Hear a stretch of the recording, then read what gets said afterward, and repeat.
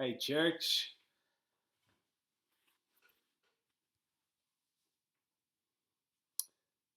So I am a feminist.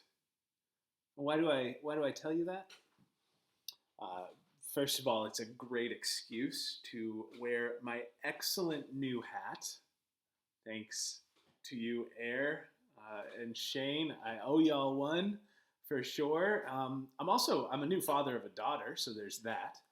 Though my feminism goes beyond that and far precedes becoming the father that I became about 11 weeks ago. Now, the reason I'm telling you this right now is also because this passage from Luke chapter 10, the one about Martha and Mary and Jesus, it has long been analyzed through a feminist lens, which means, at least in part, that it is read centering the experiences of women in the story, as well as the ways that the story might speak to how constructs of gender continue to impact the lived experiences of people today who are belittled and ignored or oppressed because of who they are. In this story in particular, Jesus offers a response to one woman, to Martha, who is busily tending to her guests.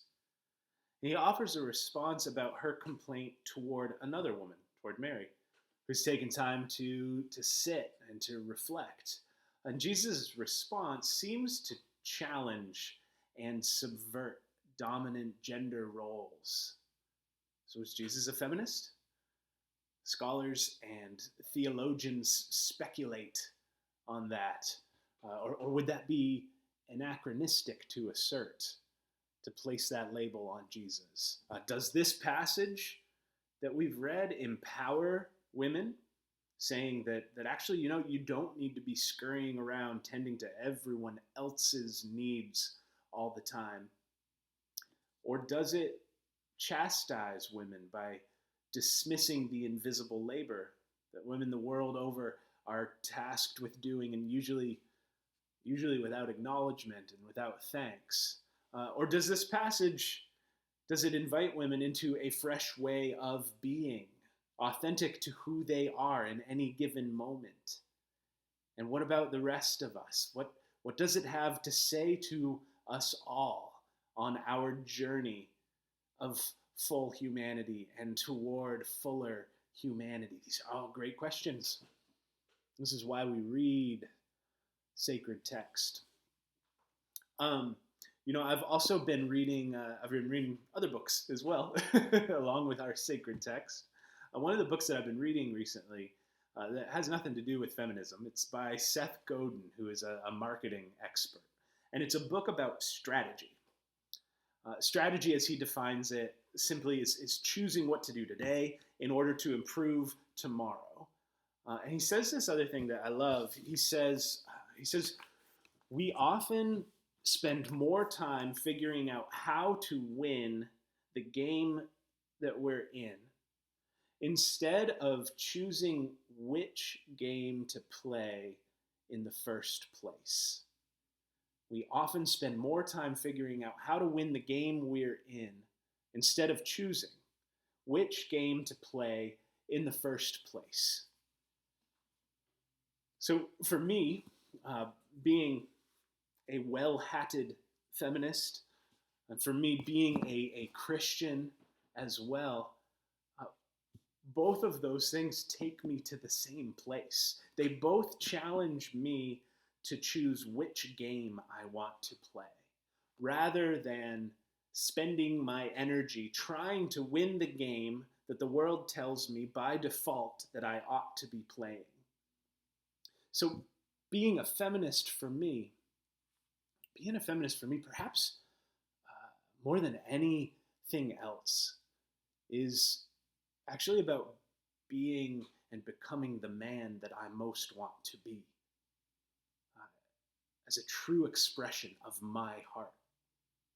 It's about living into and maturing my expression of masculinity, about shifting from the popular game of masculinity that is about posturing and about dominance and domination, and shifting from that popular game to a much more interesting game, an expression of, for me, authentic masculinity that is consistently creative and also courageous in vulnerability, that is intentional in love and empowering in service to a vision that extends beyond my own sense of well-being alone.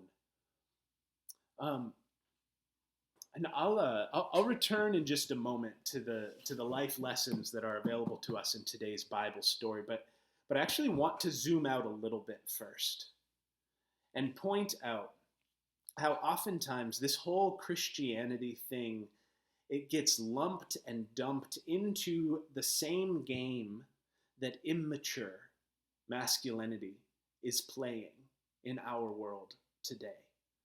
The game of domination by force.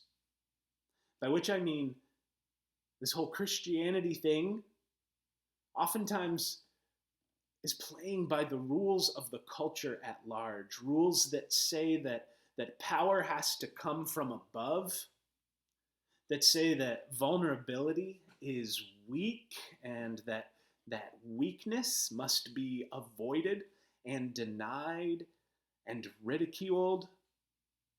But as long as I've got any sort of pulpit or platform as a Christian leader, I want it to be unambiguously clear that that is not the game I'm interested in playing. And even though there is so much in our Christian Bible, and so much in our Christian history, and so much in our Christian tradition, and in contemporary cultures of Christianity that reek of the rules of the game of domination, I need to be really clear. That's messed up. That's messed up. And that's not how it needs to be, not how it should be. That's a mistaken application of our Bible, of our sacred texts. It's a misunderstanding of mature spiritual leadership, and it's an immoral use of our influence anytime someone asserts Christian teachings in a way that advocates for domination, for violence, for displacement, or for harm. And I am sorry for all the ways that our tradition has failed to offer the wholeness, the peace, the justice, the salvation, the better way that it promises.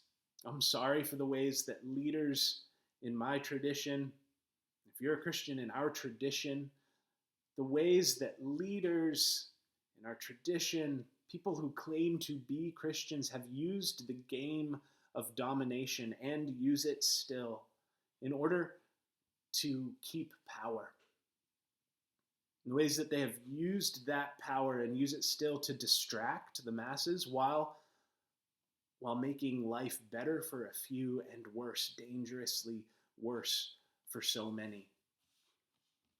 That's not how we are supposed to do it.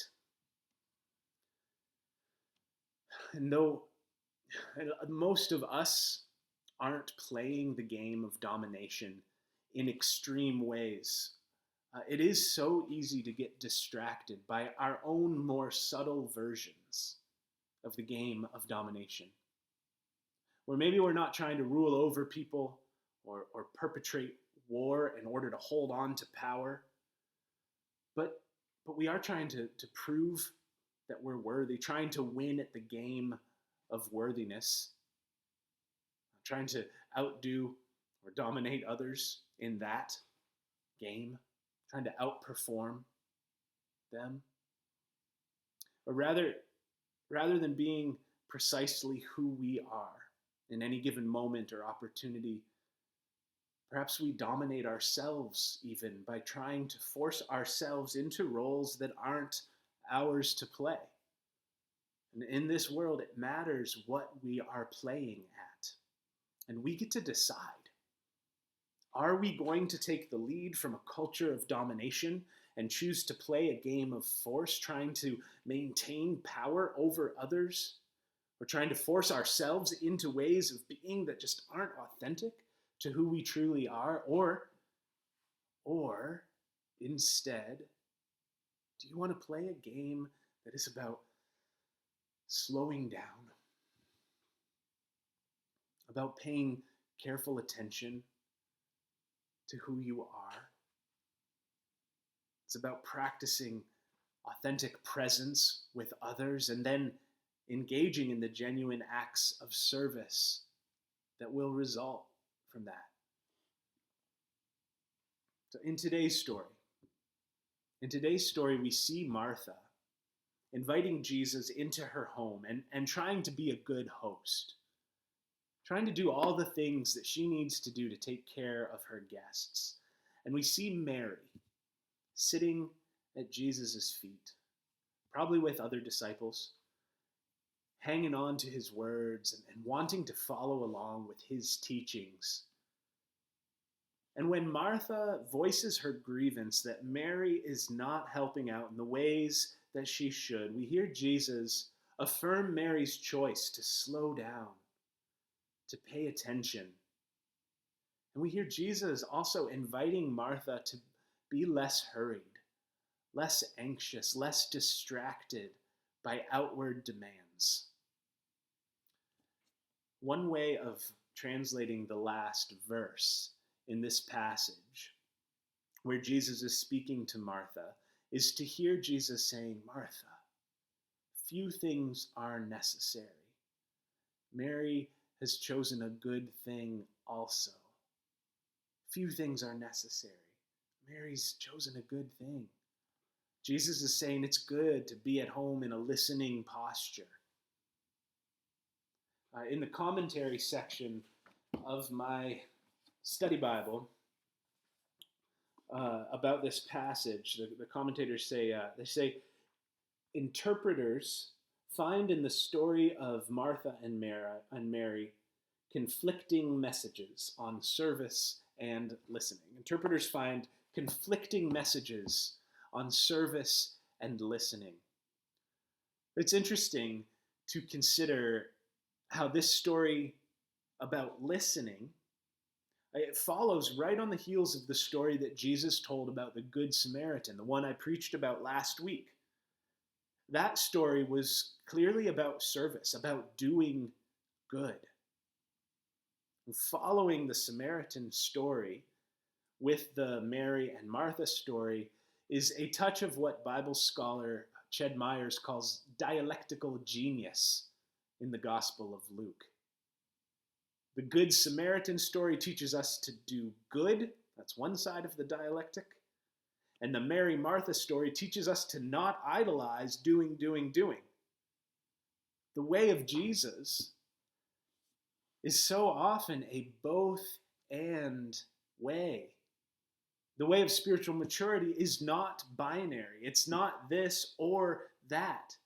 It is not either quiet contemplation or active service. It's not either inhale or exhale. It's not either prayer or protest. It's always both. And it's both in a particular way. So later on in the same gospel, the Gospel of Luke, Jesus offers a corrective to some of his followers who are arguing about who is most powerful among them. And Jesus essentially says, guys, you've got it wrong. That's not the game we're playing. That's the world's game. Here's the game we're playing. The greatest among you is the one who serves. So on the one hand, Jesus is telling Martha that she needs to stop being so distracted by all the tasks and duties of hospitality, of her impulse to serve. And on the other hand, we hear Jesus telling his followers to stop being so distracted by the way that the world leaders operate and instead to serve. I don't I don't actually think these are conflicting messages. I think that the wisdom available to us in our sacred texts is an invitation to look not only at our behaviors, whether we are engaged in acts of service or in quiet reflection, but to also always consider the orientation of our hearts. Whatever we might be engaged in, or whomever we might be engaged with, what game are we choosing to play in that encounter? Are we trying to prove or earn or win something, or are we choosing to slow down and pay attention and tune in to whatever is called for in that moment? Whether you're washing dishes or leading a protest, whether you're in a personal practice of prayer or publicly advocating for change, whether you are having tea with a lonely neighbor or driving the kids to school or leading a book group or reading your Bible, it matters how your heart is oriented toward that thing that you are doing. I carry a slip of paper in my wallet, right next to my ticket for the ferry to Squirrel Island.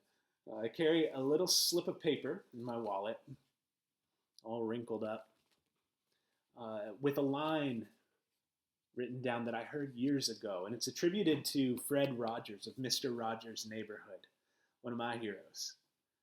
Whether this was actually verbatim, something he said, I'm not sure, but it does sum up much of his philosophy and approach to life, to the way he was playing the game. Here it is. It says, above all, it's your being there that matters most. It's your being there that matters most. Fred Rogers was talking about childhood development, how to teach and raise children with a strong moral compass. It's your being there that matters most. Not saying exactly the right thing every time, or catching every teachable moment just right, or making perfect use of every opportunity to correct or to guide, not perfectly responding to every moment, but being there. Your authentic presence. That's what matters most. I think that extends beyond the raising of our children as well. I think that this feminist passage of our Christian Bible invites us into a decision about how we want to go about being who we are and doing what we do. We get to decide. Are we going to take the lead from a culture of domination and play a game of forcing ourselves and others to do things that are not ours or theirs to do? Or instead do we want to play the game that is about being there in every moment, about paying careful attention, about practicing authentic presence, and then out of that, out of our authentic selves, engaging in the genuine acts of service that will result?